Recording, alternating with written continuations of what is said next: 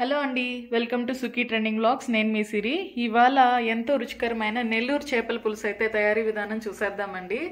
So దానికోసం నేనైతే ఒక 1 kg ఫిష్ ఫ్రెష్గా క్లీన్ చేయించి ఇక్కడ పెట్టుకున్నానండి. సో ఫిష్ ఎప్పుడైనా క్లీన్ చేసేటప్పుడు మనం కొద్దిగా లెమన్ అలాగే అంటే నిమ్మకాయ వేసుకొని అలాగే కల్లుప్పు వేసుకొని క్లీన్ చేసుకుంటే స్మెల్ లేకుండా చాలా ఫ్రెష్గా ఉంటాయండి. ఒకవేళ నిమ్మకాయ కానీ మనకు అవైలబిలిటీలో లేదు అని అనుకుంటే మనము యాపిల్ సైడర్ వెనిగర్ కూడా యూస్ చేసుకోవచ్చు అండి. వెనిగర్ వేసినా కూడా స్మెల్ అంతా పోయి ఫిష్ స్మెల్ అయితే పోయి అసలు నీచు వాసన అనేది ఉండకుండా ఉంటుంది. సో ఫస్ట్ అయితే ఫిష్ అండి క్లీన్ చేసి పెట్టుకున్నాను. ఆ తర్వాత రిమైనింగ్ ఇంగ్రీడియంట్స్, చేపల పులుసు అనగానే మనకి ఫస్ట్ చాలా ఇంపార్టెంట్ ఇంగ్రీడియంట్ అయితే మామిడికాయ అండి. మామిడికాయ వేస్తే ఆ రుచే వేరు, మామిడికాయ వేయకపోతే మాత్రం అది కొరతగానే ఉంటుందండి. సో అలాగే టమోటాలు, నేనైతే 2 టమోటాలు ఇక్కడ పెట్టుకున్నాను. అలాగే చిన్న చెర్రీ టమోటాస్ కూడా ఇక్కడ నేను యాడ్ చేసుకుంటున్నాను. సో అలాగే దీనికి చాలా ఇంపార్టెంట్ చింతపండు అండి. నేనైతే 1 kg ఫిష్ అయితే పెట్టుకుంటున్నాను. అలాగే మామిడికాయ ఉంది కాబట్టి నేనైతే కొంచెం చింతపండు అయితే పెట్టుకున్నాను ఇక్కడ. సో అలాగే ఒక 3 పచ్చిమిరపకాయలు అండి. పచ్చిమిరపకాయలు అయితే యాక్చువల్గా చాలామంది వేయరండి. సో ఫస్ట్ కాకుండా ప్రిపేర్ చేసేటప్పుడు ఒక టైంలో ఈ 2గా స్లిట్ చేసి ఆ పచ్చిమిరపకాయలు వేస్తే ఆ కూర టేస్ట్ చాలా బాగుంటుంది. నేనైతే చూపిస్తాను తయారీ విధానంలో. అలాగే జింజర్ అండి, మనం తొక్కు తీసి పెట్టుకొని జింజర్ అయితే బాగా దంచుకొని కనుక వేసుకుంటే ఆ టేస్ట్ అయితే చాలా బాగుంటుందండి. ఆ పీసెస్ మనకు తగులుతున్నప్పుడు కూడా ఫ్లేవర్ అయితే చాలా బాగుంటుంది. సో అలాగే ఆనియన్స్ అండి, నేను 2 ఆనియన్స్ అయితే పెట్టుకున్నాను. అలాగే కొద్దిగా కొత్తిమీర పెట్టుకున్నానండి. సో అలాగే కరివేపాకు అయితే స్మెల్ తిరగమాతలో వేసేటప్పుడు మనకి అంత బాగుంటుంది. సో ఇవండి మెయిన్ ఇంగ్రీడియంట్స్ అయితే. సో ఇప్పుడు నేను చింతపండు అయితే ఇక్కడ పెట్టుకున్నాను కదా. సో ఫస్ట్ అయితే మనము చింతపండు అయితే నానబెట్టుకోవాలి. నేనైతే చింతపండు ఈ బౌల్లో పెట్టుకొని ఇక్కడ చూసారు కదా, నేనైతే హాట్ వాటర్ అయితే బాయిల్ చేసి పెట్టుకున్నానండి. ఎందుకు హాట్ వాటర్ అంటే చాలా త్వరగా చింతపండు అయితే సాఫ్ట్గా అయిపోతుంది. సో మనం ఎక్కువసేపు వెయిట్ చేయాల్సిన అవసరం ఉండదు. సో అందుకనే నేనైతే చింతపండు అయితే పెట్టుకున్నాను. సో ఇప్పుడు ఈ చింతపండు నానేలోపు నేనైతే ప్రిపరేషన్ అయితే స్టార్ట్ చేస్తానండి. అది మీకు చూపిస్తాను ఇప్పుడు. చేపల కూర చేసుకోవడానికి ఇలాంటి గిన్నె అయితే ఒకటి తీసుకున్నానండి, వెడల్పుగా ఉండేది. నేను 1 kg ఫిష్ చేసేది, ఇదైతే చాలా పెద్దది కానీ వెడల్పుగా ఉన్న చూడడానికి బాగుంటుందని పెట్టుకున్నాను. సో మనం చేపల కూరలో మెయిన్ ఈ పొడి వేసుకోవాలి కదండి. దానికోసం నేనైతే ఫ్రై చేసుకుంటున్నాను. ఫస్ట్ మెంతులు, కొద్దిగా జీలకర్ర, అలాగే కొద్దిగా ఆవాలు, సో కొంచెం ధనియాలు. సో వీటిని అయితే బాగా ఫ్రై చేసుకోవాలి.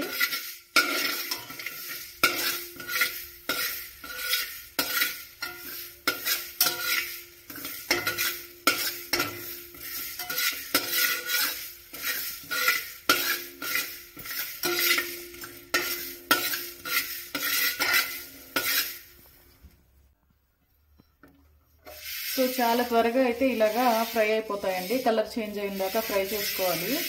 ఆ తర్వాత దీన్ని నేను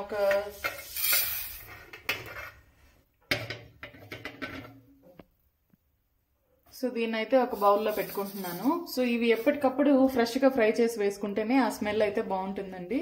సో నేను ఇప్పుడు ఇలా పెట్టుకున్నాను, దంచేటప్పుడు చూపిస్తాను మీకు. సో ఇప్పుడు ప్రిపరేషన్ అయితే స్టార్ట్ చేస్తున్నాను.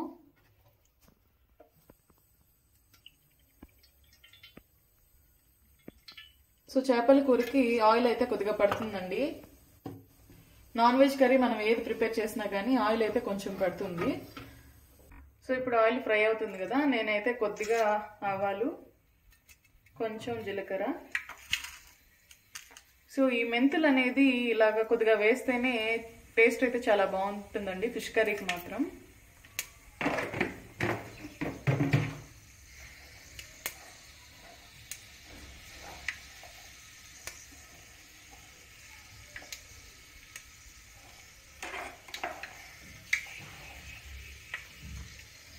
సో ఇప్పుడు అవి ఫ్రై అవ్వగానే మనం అయితే ఆనియన్స్ కట్ చేసి పెట్టుకున్నాం కదా, అవైతే యాడ్ చేసుకోవాలి.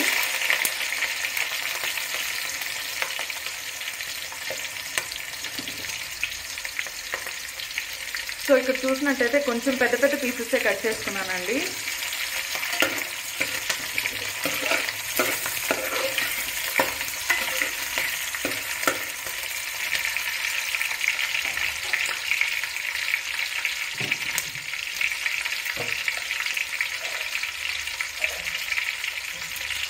సో ఆనియన్ ఫ్రై అయ్యేటప్పుడు ఎప్పుడైనా మనము కొద్దిగా ఉప్పు అయితే యాడ్ చేసుకోవాలి. అప్పుడే కలర్ బాగా చేంజ్ అయ్యి ఆ స్మెల్ అయితే చాలా బాగుంటుంది.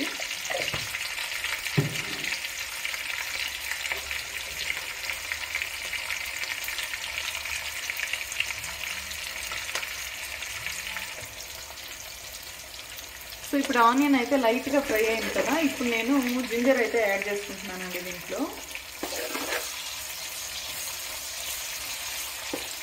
సో జింజర్ ఎప్పుడు కొద్దిగా పచ్చిగా ఉంటేనే అది బాగుంటుందండి, ఎందుకంటే కూరలో ఉడికినప్పుడు ఆ టేస్ట్ బాగుంటుంది. సో ఇప్పుడైతే మరీ డీప్ ఫ్రై అయితే చేసుకోకూడదు జింజర్ని.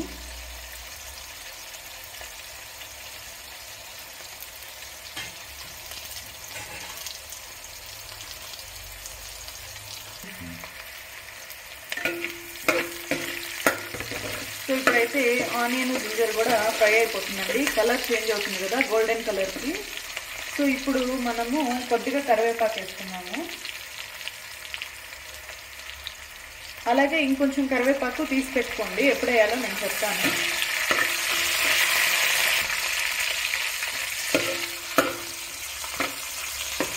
సో ఇప్పుడైతే ఫ్రై అయింది కదా బాగా, టమాటా యాడ్ చేసుకుంటున్నాను.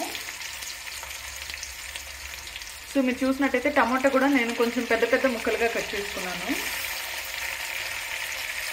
అలాగే ఈ చెర్రీ టమాటాస్ ఓన్లీ ఆ పైన కట్ చేసుకొని వేసుకుంటున్నాను.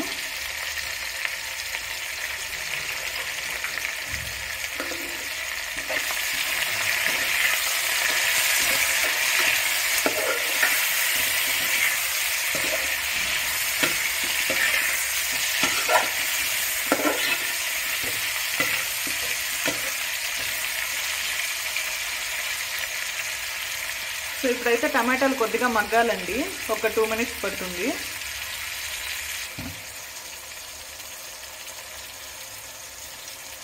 సో చూసారు కదా ఆల్మోస్ట్ అయితే మగ్గిపోయిందండి ఇప్పుడు టమాటా కూడా.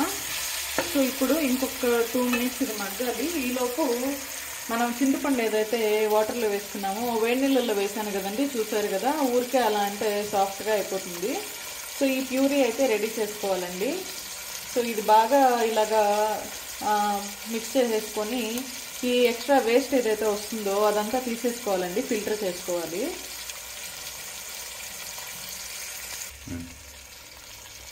సో ఇలా అయితే నేను మొత్తం తీసేసుకున్నానండి, పిప్ అయితే వచ్చేసింది. సో చింతపండు ప్యూరీ అయితే రెడీ అయిపోయింది, నేను ఫిల్టర్ చేసి ఇక్కడ రెడీగా పెట్టేసుకున్నాను.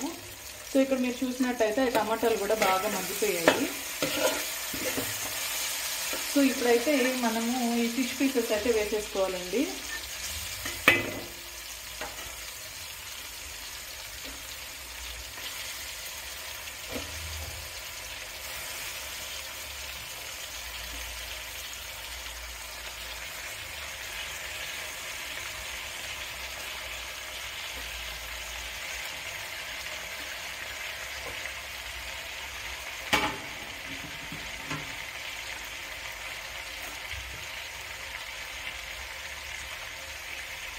సో ఇలాగా పీసెస్ అన్నీ వేసేసుకున్న తర్వాత కొద్దిగా పసుపు అయితే యాడ్ చేసుకుంటున్నానండి.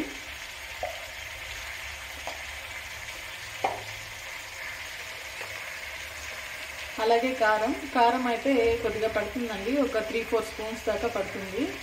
కొంచెం స్పైసీగా తినే వాళ్ళైతే ఇంకా ఒక 2 స్పూన్స్ అయితే యాడ్ చేసుకోవచ్చు. అంత ఎక్కువ స్పైసీగా తినరు అనుకునే వాళ్ళు కొద్దిగా తగ్గించుకోండి. సో అలాగే ఉప్పు ఇందాక మనం కొద్దిగా అయితే యాడ్ చేసాం కదా, ఇంకొంచెం అయితే పడుతుంది, నేనైతే యాడ్ చేసుకున్నాను అది కూడా. సో ఇప్పుడు ఇవి వేసేసుకున్న తర్వాత ఈ చింతపండు ప్యూరీ కూడా మనం అయితే దీంట్లో యాడ్ చేసేసుకోవాలి. వేసుకున్న తర్వాత మనమైతే గరెట్తో మిక్స్ చేయకూడదండి, ఫిష్ కర్రీ అయితే చేపలు విరిగిపోతాయి, అప్పటి నుంచి ఇలాగే మిక్స్ చేసుకోవాలి మనము. సో ఇప్పుడు నేను అన్నీ యాడ్ చేశాను కదా, ఒక 2 minutes అయితే హై ఫ్లేమ్లో పెట్టుకుంటానండి. ఆ తర్వాత మళ్ళీ లో ఫ్లేమ్లో పెట్టుకొని ఉడికించుకోవాలి. సో జస్ట్ ఒక 2 minutes అయితే ఇప్పుడు హై ఫ్లేమ్లో పెట్టాను నేను, ఉడికిందాక ఈ మూత అయితే పెట్టుకుంటున్నాను.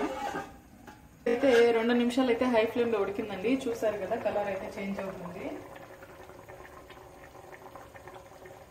సో ఇప్పుడు నేను మామిడికాయ ముక్కలు అయితే వేసుకుంటున్నాను. సో ఇక్కడ మామిడికాయ ముక్కలు అయితే మరీ చిన్న చిన్నవిగా కట్ చేసుకోకూడదండి, ఎందుకంటే కూరలో కరిగిపోతాయి అవి. ఇప్పుడు చిల్లీస్ అయితే చెప్పాను కదా నేను ఎప్పుడు వేయాలో చెప్తానని, ఇప్పుడైతే వేసుకుంటే చాలా బాగుంటుంది. అలాగే కొద్దిగా కరివేపాకండి పైన వేసుకుంటున్నాను. సో ఇప్పుడు ఇంకేం లేదండి, అలాగా సిమ్లో ఉడకనివ్వాలి. ఇప్పుడైతే మంట తగ్గించేసుకొని సిమ్లో ఉడకాలి. అలాగే కొద్దిగా మూత అనేది ఇలా ఓపెన్లో పెట్టుకోవాలి, కంప్లీట్గా క్లోజ్డ్గా పెట్టుకోకూడదు, కొంచెం గ్యాప్ పెట్టుకోవాలి. సో ఇప్పుడు నేను ఇక్కడ ఇందాక అన్నీ ఫ్రై చేసుకున్నాను కదా, సో వాటిని అయితే దంచేసుకుంటున్నానండి. నా దగ్గర చిన్న రోల్ అయితే ఉంది, లేని వాళ్ళు మిక్సీ జార్లో అయినా వేసుకోవచ్చండి. సో వీటిని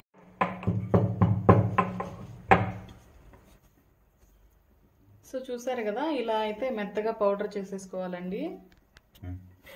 సో ఇలా పౌడర్ చేసుకున్న తర్వాత ఇప్పుడు కర్రీ అయితే చూద్దాం ఒకసారి. ఆల్మోస్ట్ ఒక 5 minutes అయితే అయిపోయింది. సో ఆల్మోస్ట్ అంతా పీసెస్ కూడా కుక్ అయిపోయాయి, కలర్ అయితే చేంజ్ అవుతుంది చూసారు కదా. సో ఇప్పుడైతే ఈ పౌడర్ ఏదైతే మనం మిక్స్ చేసి పెట్టుకున్నామో అదంతా వేసేయాలండి.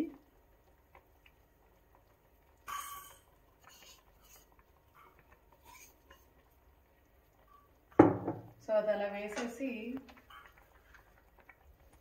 నేను కొద్దిగా కొత్తిమీర వేస్తున్నాను. సో చూసారు కదా, కాడలతో సహా వేస్తున్నాను, ఎందుకంటే పులుసు ఇంకా కొంచెం ఉడుకుతుంది కాబట్టి ఆ కాడలు కూడా బాగా ఉడికిపోతాయి, టేస్ట్ అయితే బాగుంటుంది.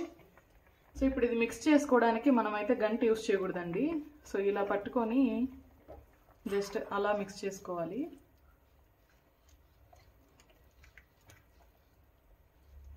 అప్పుడే ముక్క అయితే విరిగిపోకుండా నీట్గా ఉంటుంది.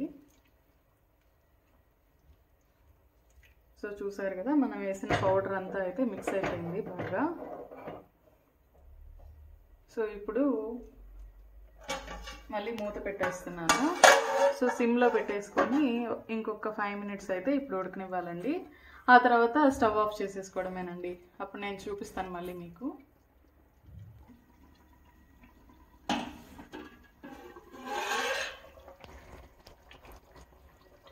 సో కర్రీ అయితే రెడీ అయిపోయిందండి, పులుసు కూడా చిక్కబడిపోయింది. సో ఇక్కడ చూసారు కదా, ఆయిల్ అయితే ఫ్లోట్ అయిపోతుంది. వన్స్ కర్రీ అనేది కుక్ అయిపోతేనే మనకు ఆయిల్ అలా ఫ్లోట్ అవుతుంది అవుట్ అవుతుంది అనమాట.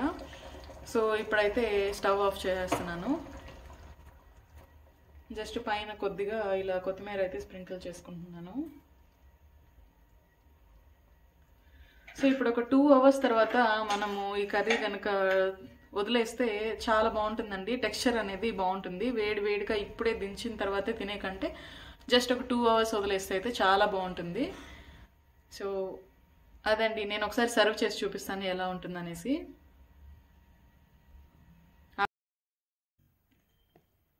యాక్చువల్గా కోల్డ్ ఇలా ఉన్నప్పుడు స్పైసీగా ఏదన్నా తింటే చాలా రిలీఫ్గా ఉంటుంది. సో ఫిష్ కర్రీ కొంచెం స్పైసీగా అలా తిన్నామంటే కోల్డ్ కొంచెం చాలా వరకు తగ్గుతుంది కూడా నాకైతే.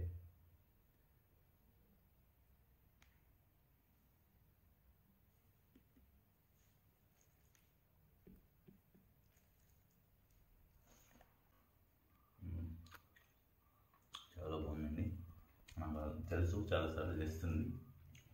యా ఈరోజు ఇంకా